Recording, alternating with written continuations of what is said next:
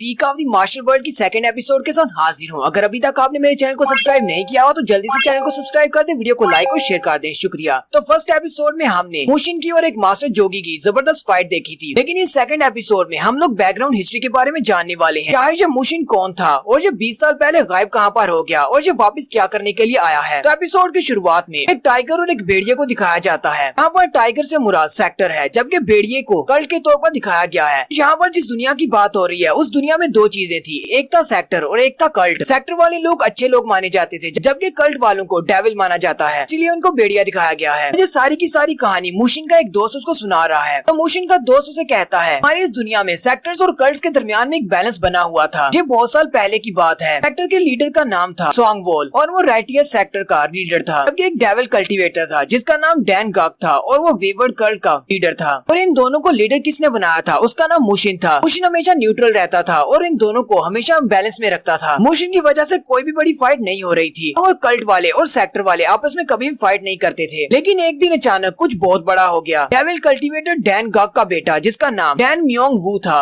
वो अचानक मारा गया। न सिर्फ उसके मारने वाले ने उसको मारा था, बल्कि उसकी पूरी बॉडी को भी जलाकर खाक कर दिया था। इसी वजह से कल्ट में एक खलबली मच गई। वो सारे लोग बहुत ज्यादा गुस्से में थे। वो उसके कातिल को ढूंढ रहे थे कि उसका कातिल कौन है, किसने उसको मारा है। मरने वाले का बाप यानी कि डैन गॉक बहुत ज्यादा गुस्से में था कि उसे अपने बेटे की मौत का बहुत ज्यादा शौक लगा। उसने अपनी सारी फुल पावर को यूज कर दिया और हर जगह पर इन्वेस्टिगेशन की। उसने अपने लोगों को हर जगह पर भेजा और सभी लोगों से पूछताछ की, जितने भी तरीके वो यूज कर सकता था, चाहे उससे लोगों को मारना ही पड़ा। उसने लोगों को मारा और उनसे उगलवाया कि उसके बेटे को किसने मारा है। लेकिन बहुत सारी मेहनत के बाद एक दिन उन्हें पता चल ही गया कि उसके बेटे को किसने मारा है। उसके बेटे को जिसने मारा था वो एक सेक्टर लीडर था जिसका नाम बेक सू मून था। सेक्टर के लोगों ने इस बात को छुपाने की कोशिश की और उन्होंने कल्ट के लोगों से कहा कि ये सिर्फ एक हादसा है, इसलिए इस बात को नजरअंदाज किया जाए। लेकिन बेक सू मून बात से जरा भी खुश नहीं था कि इस कत्ल के साथ उसका नाम जुड़ा हुआ है। हालांकि उसने किसी के सवाल का जवाब नहीं दिया। उसने इस बात को माना भी नहीं कि उसने उस लड़के को मारा है या नहीं, और ना ही उसने इस बात से मना किया कि उसने उसको मारा है या नहीं। वो बिल्कुल खामोश था, उसने किसी को कोई भी जवाब नहीं दिया। और यही बात कल्ट के लीडर को बिल्कुल भी पसंद नहीं आई, क्योंकि उनका तो बेटा मरा था। उन्हें जवाब चाहिए था क्या उसने उसके बेटे को मारा है या नहीं। इस बात से वो बहुत ज्यादा गुस्सा हो गए। कल्ट के लीडर क्योंकि बहुत ज्यादा गुस्से में थे और उन्हें उनके जवाब नहीं मिल रहे थे, उन्होंने आर्मी को लीड किया और सेक्टर के लोगों को मारना शुरू कर दिया। जैसे ही उन्होंने सेक्टर के लोगों पर अटैक किया, आगे से सेक्टर के लोगों ने उन पर अटैक करना शुरू कर दिया। इस तरह हमारे कंट्री में पहली जंग स्टार्ट हुई दोनों सेक्टर्स और कल्ट्स के दरमियान में। और यहीं पर सीन हिस्ट्री से निकलकर प्रेजेंट में आ जाता है। मुशिन के दोस्त को दिखाया जाता है। मुशिन का दोस्त कहता है, अब मुझे याद आ रहा है, मैं जो कहानी तुम्हें सुना रहा हूँ, ये सारी कहानी यानी कि जो वार हुई थी वो 20 साल पहले हुई थी। आज पूरे 20 साल गुजर चुके हैं उस वाक्य को। मुशिन उसे कहता है, टाइम तो बहुत ही तेजी से गुजरता है। उसका दोस्त उसे कहता है, हाँ बहुत ही तेजी से गुजरता है। मुशिन उसे कहता है, हाँ मुझे भी ऐसे ही लग रहा है, जैसे कि मैंने एक छोटी सी नींद ली थी। जब मैंने अपनी आंख खोली तो 20 साल गुजर चुके थे। उसका दोस्त उसकी ये बात सुन के काफी ज्यादा हैरान हो जाता है। मुशिन उससे कहता है, अब तुम मेरी तरफ इस तरह क्यों देख रहे हो, मैं हैरान होने वाली कौन सी बात है। उसका दोस्त उसे कहता है, नहीं कुछ भी नहीं है, मैं तो बस ऐसी तुम्हारी तरफ देख रहा था। चलो छोड़ो इन बातों को, मैं अपनी स्टोरी को कंटिन्यू करता हूँ। मुशिन का दोस्त उसे कहता है, 20 साल पहले जो वार हुई थी उसमें सेक्टर्स और कल्ट वाले दोनों ही इक्वल थे, यानी कि उन दोनों की पावर बैलेंस में थी। सेक्टर वाले भी बहुत ज्यादा स्ट्रॉन्ग थे और कल्ट वाले भी बहुत ज्यादा स्ट्रॉन्ग थे, क्योंकि सेक्टर्स और कल्ट तो पूरे कंट्री में थे। इसलिए जहाँ जहाँ पर भी सेक्टर और कल्ट वाले थे उन दोनों की आपस में फाइट शुरू हो गई। पूरे के पूरे कंट्री में फाइट स्टार्ट हो गई। लेकिन इस वार के काफी वक्त गुजरने के बाद दोनों साइड्स को बहुत ज्यादा नुकसान हुआ और लास्ट के ऊपर सेक्टर के लीडर और कल्ट के लीडर यानी कि स्वांगवॉल और डैन गॉक के दरमियान में एक फाइट हुई। और इस फाइट का अंत ये निकला कि सेक्टर के लीडर ने कल्ट के लीडर को मार डाला और इसी के साथ ही सेक्टर वालों की जीत हो गई, कल्ट वालों की हार हो गई। क्योंकि उनके लीडर के मरने के बाद कल्ट वाले लोग बहुत ज्यादा वीक हो गए थे और वैसे भी सेक्टर वालों के साथ फाइट करने की वजह से उनके बहुत सारे लोग मारे गए थे। इसलिए कल्ट के लोगों ने जंग को छोड़कर भागने को मुनासिब समझा और वो सारे लोग भाग गए या फिर कहीं पर जाकर छुप गए। मैंने सुना है कि कल्ट वाले जितने भी लोग थे वो लोग 100,000 माउंटेन की तरफ चले गए हैं और वहीं पर जाकर छुपे हुए हैं। और इस तरह इस ग्रेट वॉर का एंड हो गया और सेक्टर वाले इस वार को जीत गए। और उसके बाद से सेक्टर वालों ने कंट्री के 70% हिस्सा के ऊपर कब्जा कर लिया। 70% हिस्सा के ऊपर सेक्टर वालों का राज है। मुशिन का दोस्त उसे कहता है, मुझे बस इतना ही पता है, हिस्ट्री में जो कुछ भी लिखा हुआ है उस सभी को एनालाइज करने के बाद मैं तुम्हें और भी ज्यादा डिटेल्स दे सकता हूँ, लेकिन मुझे इससे ज्यादा नहीं पता। कुछ ऐसी बातें हैं जिनके बारे में मुझे कुछ भी नहीं पता, ऐसे कि वो मुझे समझ में ही नहीं आती, क्योंकि मुझे लगता है कि इस स्टोरी के अंदर बहुत सारे होल्स हैं, बहुत सारे लूप होल्स हैं। मुशिन उसे कहता है, तुम्हें ऐसे कौन से लूप होल्स नजर आ रहे हैं, मुझे बताओ, शायद मैं तुम्हारी कोई मदद कर सकूं। मुशिन का दोस्त उसे कहता है, अगर मैं यहाँ पर अपनी बात करूँ तो मुझे लगता है कि हिस्ट्री लिखने वाले ने हिस्ट्री को ठीक नहीं लिखा। इसके अंदर बहुत सारे लूप होल्स हैं। मुझे लगता है कि ये वार की बुनियाद ही गलत थी। शुरुआत से ही कल्ट और सेक्टर वालों के दरमियान में वार होनी नहीं चाहिए थी। मुशिन का दोस्त उसे कहता है, क्या तुमने एक बात को नोटिस नोटिस किया है मेरी कहानी में कल्ट के लीडर के बेटे का जो किलर था उसका नाम बेक सू मून था। वो जंग के स्टार्ट होने से पहले कहीं पर गायब हो गया। उसके बारे में कुछ भी नहीं बताया गया कि वो कहाँ पर गया, लेकिन साथ ही यहाँ पर फिर से बताया जाता है जैसे ही वो वार खत्म हुई तो वो फिर से वापस आ गया। और साथ ही दूसरा बड़ा लूप होल ये है, मैंने सुना है कि कल्ट के जो 2 गार्डियंस थे वार के स्टार्ट होने के साथ ही वो दोनों भी गायब हो गए, लेकिन वार के खत्म होने के बाद भी उन दोनों गार्डियंस के बारे में कुछ भी पता नहीं चल सका वो दोनों कहाँ पर गए। और तीसरा बड़ा लूप होल जो मैं तुम्हें बताने वाला हूँ वो बहुत ज्यादा इम्पोर्टेंट है। तुमने नोटिस किया इस पूरी की पूरी वार को रोकने के लिए मुशिन बहुत बड़ा रोल अदा कर सकता था, लेकिन मुशिन खुद गायब है। मुशिन के बारे में किसी को कुछ नहीं पता कि वो कहाँ पर गया। मुशिन का दोस्त उसे कहता है मैंने बहुत सारे लोगों की बहुत सारी बातें सुनी है, उनमें से कुछ तो कहते हैं कि मुशिन बहुत ज्यादा बोर हो गया था और वो इस जंग को रोकना नहीं चाहता था, इसलिए उसने अपनी जिम्मेदारियों को छोड़ दिया। वो कहीं पर सेक्स पार्टी के लिए निकल गया, लेकिन उनमें से बहुत सारे लोग ऐसा भी कहते हैं वो एक टॉस्ट गार्ड बन गया, इसीलिए वो यहाँ से चला गया। मुशिन उसकी बात सुनने के बाद हंसना शुरू कर देता है और कहता है तुम्हें लगता है कि मुशिन जो कि वार ऑफ गार्ड है वो एक शिनशियन बन सकता है, यानी कि वो एक गॉड किलर बन सकता है। मुशिन का दोस्त उसे कहता है तो फिर और क्या हो सकता है, मेरे सहन में तो सिर्फ इतनी ही बात आती है। अचानक मुशिन peak of the martial world से गायब कैसे हो सकता है, वो भी पूरे 20 सालों के लिए। 20 साल तक कौन गायब रहता है। और साथ ही वो मुशिन से कहता है चलो अब जबकि तुम 20 साल बाद वापस आ गए हो तो प्लीज मुझे बताओ कि 20 साल तक तुम कहाँ पर थे और तुम दोबारा से वापस क्यों आ गए हो। तो यहीं पर मुशिन के दोस्त का नाम बताया जाता है जिसका नाम वून ह्यून है। मुशिन वून से कहता है जब तुमने मुझे पहली बार देखा था तुम्हें उसी वक्त पता चल गया था कि मैं कोई ऑर्डिनरी इंसान नहीं हूँ, यानी मैं कोई आम बंदा नहीं हूँ, क्योंकि मैंने तुम्हें अपने बारे में बताया भी नहीं था कि मैं मुशिन हूँ। उसके बाद तुमने अपने सारे एनालिसिस करने के बाद इस बात का अंदाजा लगा लिया कि मैं ही मुशिन हो सकता हूँ। वून उसे कहता है वो इसलिए क्योंकि मैंने सॉन्ग वॉल से तुम्हारी बहुत सारी तारीफें सुनी है और ऊपर से मैंने तुम्हें सरपेंट ब्लड सेक्टर में जाते हुए देखा है। तुमने वहाँ पर जाने के बाद सिर्फ एक ही स्ट्राइक के साथ उनके मास्टर जोगी को मार डाला और पूरे के पूरे सरपेंट ब्लड सेक्टर को खत्म कर दिया। ऐसा और कौन कर सकता है वार ऑफ गार्ड के अलावा। मुशिन उसे कहता है देखा तुम्हें सब कुछ पहले से पता है कि मैं कौन हूँ और यहाँ पर कैसे आया। अब बहुत ही जल्दी तुम्हें इस बारे में पता चल जाएगा कि मैं यहाँ पर 20 साल बाद वापस क्यों आया हूँ, कि तुम बहुत ज्यादा समझदार हो। वो उसे कहता है लगता है कि तुम मेरा मजाक उड़ा रहे हो, मैं वाकई में समझदार हूँ। साथ ही वो चिल्लाकर उसे कहता है तुम मुझसे ये बात कैसे एक्सपेक्ट कर सकते हो कि मुझे उन सारी बातों का पता है जिनका सिर्फ तुम्हें पता है। वो क्योंकि गुस्से के साथ चिल्लाकर उसके सामने बात करता है। मुशिन वहीं पर रुक जाता है और कहता है तुम एक छोटे से सेक्टर के एक छोटे से राइजिंग स्टार हो और जबकि मैं वार ऑफ गार्ड हूँ, लेकिन फिर भी तुम मेरे सामने चिल्लाकर बात कर रहे हो। मुशिन पीछे की तरफ घूमता है और उसे कहता है चलो फिर ठीक है हम दोनों एक डील कर लेते हैं, मैं तुम्हें एक पंच मारूंगा, अगर तुमने मेरे पंच को बर्दाश्त कर लिया तो मैं तुम्हें तुम्हारे सवाल का जवाब दूंगा, जितने ज्यादा पंच तुम खाओगे उतने ज्यादा सवालों के जवाब मिलेंगे। वो उसे कहता है मैंने सॉन्ग वॉल से इस थ्रेड के बारे में बहुत बार सुना है, वो भी बार बार मुझे इसी तरह की धमकी देता है कि मेरी एक स्ट्राइक खाकर देखो, लेकिन अब तो मुझे इस बात की आदत पड़ चुकी है और मैं इस धमकी से जरा भी नहीं डरता। मुशिन उसे कहता है लेकिन मैं तुम्हारे सॉन्ग वॉल से बहुत ज्यादा डिफरेंट हूँ। यहाँ पर आपने कंफ्यूज नहीं होना, सॉन्ग वॉल राइटियस सेक्टर के लीडर का नाम है, इसने डेविल कल्टीवेटर यानी कल्ट के लीडर को मारा था। मुशिन हंसते हुए वून से कहता है लगता है कि सॉन्ग वॉल ने मेरी स्ट्रेंथ के बारे में प्रॉपर्ली बताया नहीं है कि मैं कितना ज्यादा स्ट्रॉन्ग हूँ। वून उसकी बात सुनकर घबरा जाता है और स्पीड के साथ आगे बढ़ जाता है और कहता है मुझे लगता है कि हम लोग वहाँ तक पहुँच चुके हैं, चलो जल्दी से अपनी स्पीड को बढ़ाओ, हम बहुत ही जल्दी वहाँ पर पहुँच जाएंगे। जबकि मुशिन उसके जाने के बाद मुस्कुराना शुरू कर देता है। वो दोनों चलते हुए क्लिफ के ऊपर पहुँच जाते हैं। उन जाकर क्लिफ के ऊपर खड़ा हो जाता है और कहता है आज तो आसमान बहुत ज्यादा क्लियर है, हम बहुत ज्यादा लकी हैं। अगर आसमान के ऊपर बादल होते तो हम लोग क्लियर व्यू नहीं देख पाते, चलो जल्दी से यहाँ पर आओ, मैं तुम्हें म्यूरिम कोलिशन दिखाता हूँ।